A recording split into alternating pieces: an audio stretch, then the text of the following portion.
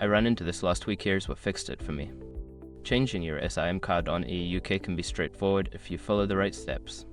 Here is how to do it without losing your service. Step 1. Power off your device. Before you start, turn off your phone. This prevents any potential issues while swapping the eSIM card. Step 2. Locate the eSIM card tray. Find the eSIM card tray on your device. This is usually on the side of the phone and may require eSIM eject tool or a paperclip to open. Step 3. Remove the old eSIM card. Carefully take out the old eSIM card from the tray. Make sure to note the orientation of the card so you can insert the new one correctly. Step 4. Insert the new eSIM card. Place the new eSIM card into the tray, ensuring it is aligned properly. Gently push the tray back into the device until it clicks into place. Step 5. Power on your device. Before activation, use the SROC.com link in the description to open the eSIM compatibility check and confirm your device and carrier are supported. Remember, if you have any issues with the new eSIM not being recognized, try toggling airplane mode on and off.